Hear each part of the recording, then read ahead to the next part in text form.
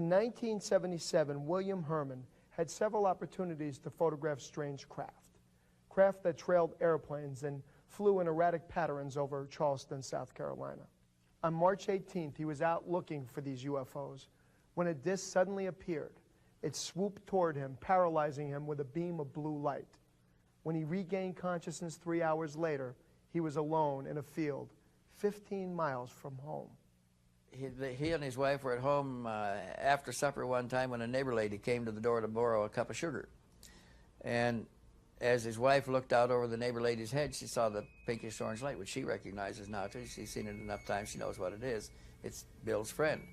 So she says, Bill, your friend is out here. And he came and looked. She says, by golly, it is. He said, I think I'll get my jacket and go out and take a better look at it.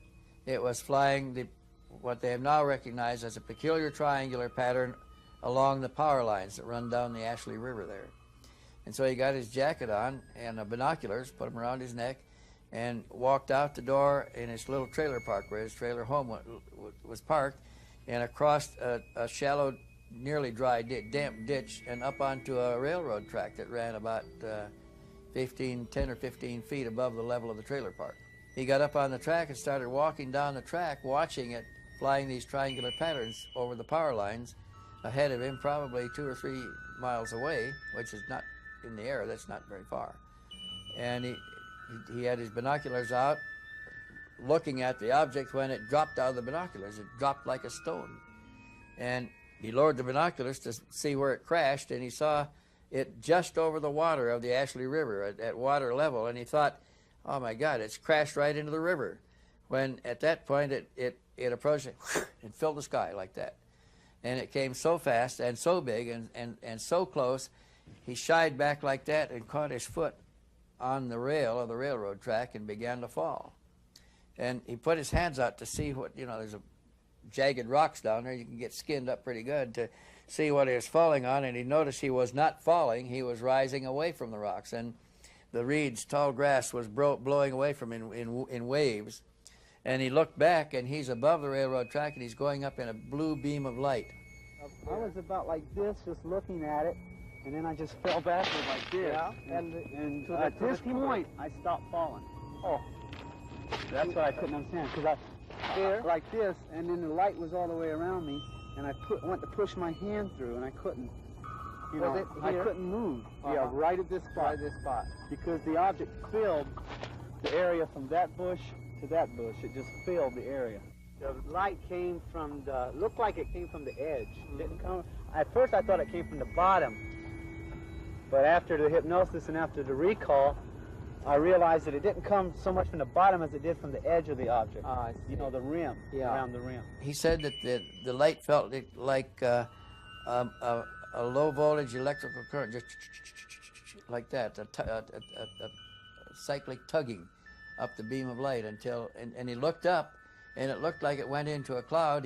The beam was so coherent, he put his arm out, and the arm went out of the beam, and he could pull it back in. It's in the beam again, but it didn't touch anything going through. And he rose up, and when he got into the cloud, he passed out and woke up on an examining table. And that's the time in between. He didn't remember anything. Of course, when he first came back, he didn't really remember a whole lot of that either. That took time to develop the details by stressing his memory to get it. First thing I remember looking at was this bar of lights flashing slowly above my head. Now this is what the bar of lights look like. Laying on a table, and your head is up here, and you're looking up. You see blue, green, red, blue, green. Green, blue, red, green, blue. Back and forth. Flash, flash, flash, flash, flash, flash, flash, flash, flash, flash. And it was doing this. And the slower this went, the more conscious I became. The more able to wake up and look around me. What I saw when I woke up, it's hard to really sometimes grasp, but it was like, I thought in my mind there were doctors, or I'd been hurt. I was falling when I remembered the train tracks. I didn't remember the object as much as I remembered falling with the train tracks. And I remember falling, and I thought, oh, I must have broken my back. Somebody must have found me, and I'm in a hospital. And all these thoughts are racing through my head until the three people that were standing there turned and looked at me. And I had noticed that before they had turned, they were looking at this bar of lights flashing on the ceiling, and they were looking at a box that seemed to be off to the side at my feet. And the box was connected to the bed. You could tell it was connected by wires to the bed I was laying on, or the table, or whatever it was.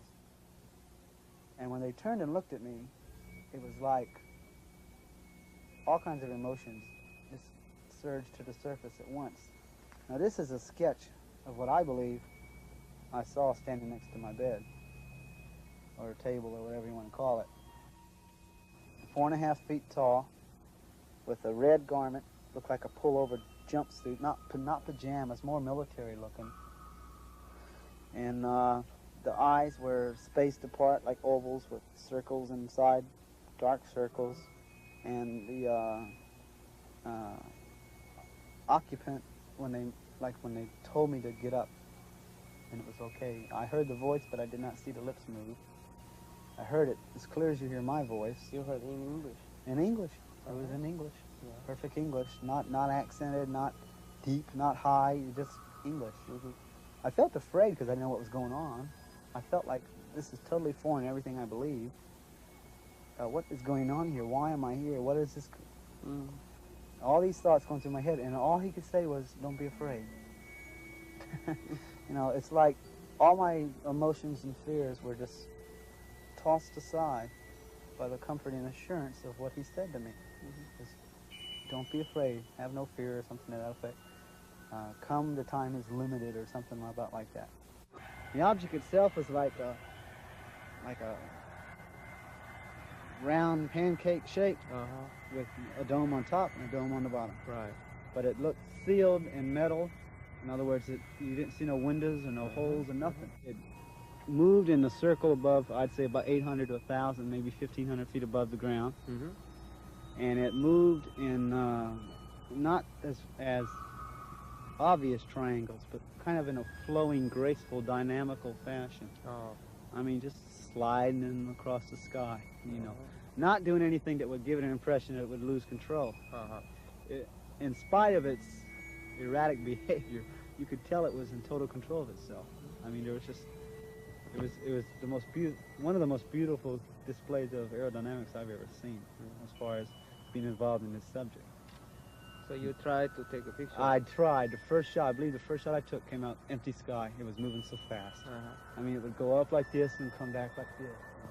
Come around like that, and just watching it was, you know, it was hard, because when it would go that way, I'd run across the field, and I'm trying to get it in the viewfinder, and I took about 4 or 5 shots like that, and I believe 2 or 3 of them came out, and 2 came out empty sky.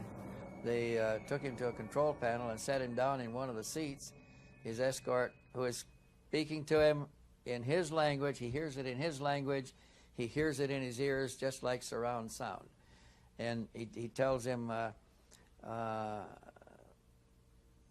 look, and they pointed to the screen, and another ship just like the one they were in joined them. And then the 2 ships went rapidly again south over continents, over countries and continents, topography, geography changing, just like it's unrolling rapidly. And they approached ground again, the surface, down over Argentina. They took him again to an underwater facility in the Rio Sal, which runs out of a big freshwater lake, a big lake in northern Argentina. And the river runs through Santa Fe, a little town, not such a little town, a big town of Santa Fe. And his escort standing beside him. Now, the escort's not buckled into anything. He's just standing there, and Herrmann is sitting in a seat, but he's not fastened in either. And the craft he's in tilts down at an angle and goes into the water and goes under the water. And there's no inertial change to him. He feels no inertial changes, and his partner's still standing there beside him. And the partner touches him on the shoulder and says, "We were observed over Santa Fe. There will be reports in the paper tomorrow about UFOs." And they went to the underwater facility, and the being explained to him that they installed this facility to carry out certain hydrodynamic tests in our water because our water was different from their water. On the way back, they showed me the reactions of people observing their craft. And he said, "Walk over here." And I walked up to look like a cross between an open window and a television set. It looked like a TV in that it was like this, but it looked like an open window that I could just stick my hand through it, is what it looked like. I looked through the monitor, and you could see there was a road, there was trees on both sides of the road, and it looked like an orange grove or some kind of big field, and there was a road running adjacent to it. And there was 2 cars pulled over. One was a Pinto station wagon, a Ford Pinto station wagon, and the other one was a Buick Electra. And there was a lady in the Pinto, and there was a man in the Buick. And the lady was standing outside the passenger door looking up like this, and the man was just standing there like this. And I'm standing inside this object looking at that, and it was like it zoomed up on the people. And he says, now watch what happens. The one that was next to me, he said, watch what happens when we move closer. The minute he said that, you saw the girl. It seemed illogical, but you could tell it was out of fear. She ran around the front of her car and jumped in the passenger side, reached over there and locked her door. The man standing up, he just calmly, looked like he was trying to keep his cool, just sat down and got in the car and locked the door.